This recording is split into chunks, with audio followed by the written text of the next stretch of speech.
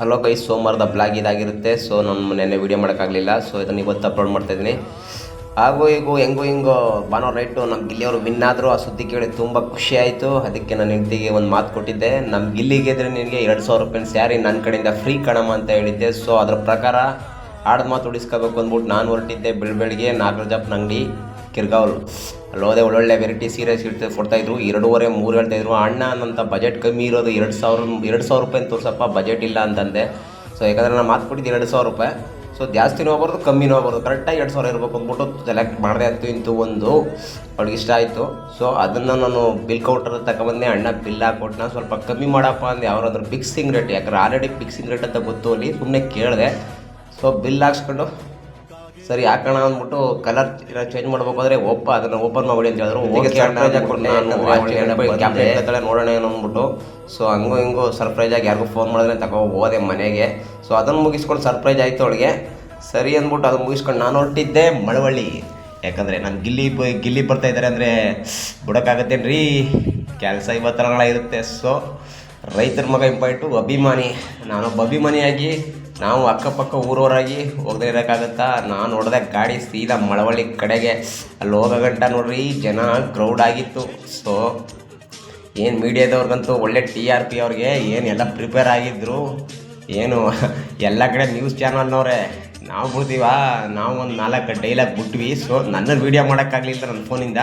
So ಒಂದು 4-5 news ಹತ್ರ ನಾನು ಬಿಟ್ಟೆ. 4 ಡೈಲಾಗ್ ಕೊಡದೆ. ಒಳ್ಳೆ ಖರಾಬಾಗಿರೋ ಡೈಲಾಗ್ನೇ ಹೊಡೆದಿದ್ದೀನಿ.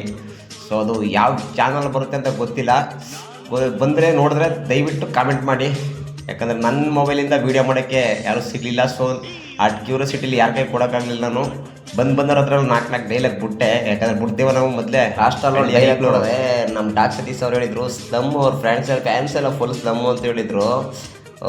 ಡಾಕ್ ಸತೀಶ್ ಅಣ್ಣ ಸ್ಲಮ್ ಅವರು ಹೆಂಗೆ ಮೆರಿಸ್ತಾಳು ನೋಡು ಬಾಣ, ಕಾಣೆ ಆಗ್ಬಿಟ್ಟಿಲ್ಲ ಅಂತ ಡೈಲಾಗ್ ಕೊಡ್ತಿದ್ದೀನಿ. ಸೊ ಅದು ಬಂದರೆ ಅದನ್ನು ವೀಡಿಯೋನ ಸ್ವಲ್ಪ ನೋಡ್ಬಿಟ್ಟು ಕಾಮೆಂಟ್ ಮಾಡಿ. ಸೊ ಅಂದ್ಬಿಟ್ಟು ನಾನು ಕ್ಯೂರಿಯಾಸಿಟಿ ಇತ್ತು. ಸೊ ಒಂದು ವೀಡಿಯೋ ಮಾಡ್ಕೊಂಡು ಅವ್ರ ಕಡೆಯಿಂದ ಪೊಲೀಸ್ನವ್ರಂತೂ ಸಲಾ ಹೊಡಿಲೇಬೇಕು. ಅಷ್ಟು ಪೊಲೀಸ್ ಇತ್ತು, ಫುಲ್ ಸೆಕ್ಯೂರಿಟಿ ಇತ್ತು. ಪಾಪ ಅವರು ಎಷ್ಟು ಅಂತ ವೇಟ್ ಮಾಡ್ತಾರೆ. ಇನ್ನು ನಮ್ಮ ಹುಡುಗರು ಕೇಳ್ಬೇಕಾ? ಏನು ಎಲ್ಲ ಕಡೆನೂ ಹಬ್ಬ ಮಾಡಿರ್ತಿ. ಏನು ಯಪ್ಪ ಒಳ್ಳೆ ಎನರ್ಜಿ ಕಣ್ರಿ. ಕಾಲೇಜ್ಗೆ ಹೋಗೋ ಹೆಣ್ಮಕ್ಳು ಸುಧಾ ಬಂದು ಕ್ಯೂರಿಯಾಸಿಟಿ, ಬಸ್ಸಲ್ಲಿ ಹೋಗ್ತಿರೋ ಸುಧಾ ಕ್ಯೂರಿಯಾಸಿಟಿ, ಅಷ್ಟು ಕ್ಯೂರಿಯಾಸಿಟಿ ಇತ್ತು. ಅತಿ ಲಂತ ಬಿಡುತ್ತೆ ಅಂದ್ಬಿಟ್ಟು ನಾನು ಸ್ವಲ್ಪ ಕಟ್ ಮಾಡಿ ವೀಡಿಯೋ ಮಾಡಿದ್ದೀನಿ. ಅಂತೂ ಇಂತೂ ಗಿಲ್ಲಿ ಬರೋ ಸೌಂಡ್ ಗೊತ್ತಾಯಿತು. ನಾವು ಬಿಡ್ತೀವಾ, ಓಡ್ದ್ವಿ. ಅಷ್ಟು ಕ್ಯೂರಿಯಾಸಿಟಿ. ಅಂತೂ ಇಂತೂ ಬುಡ್ನಿಲ್ಲ ಕಣ್ರಿ. ತಳ್ಳಿದೆ ಅವ್ನು ಮೂಗ್ಬಿಟ್ಟು ಒಳಗಡೆ ಸೇರ್ಕೊಂಡೆ. ಅಂತೂ ಇಂತೂ ಬಿಡ್ಲಿಲ್ಲ. ಒಬ್ಬ ಕಾಲಲ್ಲೇ ತುಳಿದ್ಬಿಟ್ಟು ನಾದರೂ ಬುಟ್ಟಾಕಪ್ಪ ಸೈಡ್ಗೆ ಹೋಗ್ಬಿಟ್ಟು ಇಟ್ಬಿಟ್ಟು ನೋಡ್ರಿ, ಹಂಗೆ ಅಬ್ಸರ್ವ್ ಮಾಡ್ರಿ. ಕೊನೆಗೂ ಸೆಕೆಂಡ್ ತಗೊಬಿಟ್ಟೆ ಗಿಲ್ಲಿ ಹತ್ರ. ಅವರು ಕಪ್ಪ ಎತ್ತೆ ತೋರಿಸಿದ್ರು. ಆ ಕ್ರೇಜ್ ಅಂತೂ ಇನ್ನೂ ಅದ್ದೂರಿಯಾಗಿತ್ತು.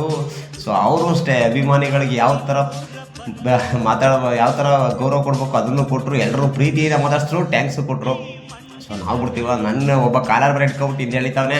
ಬಟ್ಟೆ ಹೋದ್ರೂ ಪರವಾಗಿಲ್ಲ ಅಂದ್ಬಿಟ್ಟು ನಾನು ಕಿತ್ಕೊಂಡು ನೋಡ್ಕೊಳ್ಳಿ, ಹಂಗೆ ಅಬ್ಸರ್ವ್ ಮಾಡ್ಕೊಳ್ಳಿ. ನನ್ನ ಕೈ ನೋಡಿ, ಅದೇ ನಾನು ಬ್ಲ್ಯಾಕ್ ದಾರ ಹಾಕಿದ್ದೀನಿ.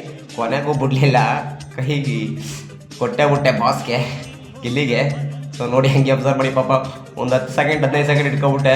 ಕೈ ಅವರೇ ಬಿಡಿಸ್ಕೊಂಡು ಹೊರಗಾಲಕ್ಕೆ.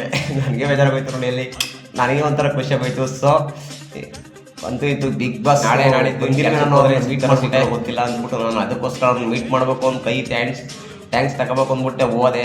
ನೋಡಿ ಹೆಂಗೆ ಕಿತ್ತಾಡ್ತವ್ರೆ ಅವ್ರು ಟ್ಯಾಂಕ್ಸ್ಗೋಸ್ಕರ. ಎಲ್ಲ ಅಷ್ಟು ಇದು ಕ್ರೌಡ್ ಇತ್ತು. ವೀಡಿಯೋ ಮಾಡೋಕ್ಕಂತೂ ಬಿಡ್ತಾ ಇರಲಿಲ್ಲ. ಅಲ್ಲಿ ಮೊಬೈಲ್ ನಾವಿರೋದು ನಿಂತ್ಕೊಳ್ಳೋದೇ ಕಷ್ಟ. ಈ ಮೊಬೈಲ್ ಇರ್ತೈತಿ, ಎಲ್ಲಿ ಇಟ್ಕೊಳಕ್ಕಾಗತ್ತೆ. ಇದಾಗಿರುತ್ತೆ ಇವತ್ತಿನ ಬ್ಲಾಗ್. ಮುಂದಿನ ವೀಡಿಯೋಗಾಗಿ ಲೈಕ್ ಮಾಡಿ, ಶೇರ್ ಮಾಡಿ.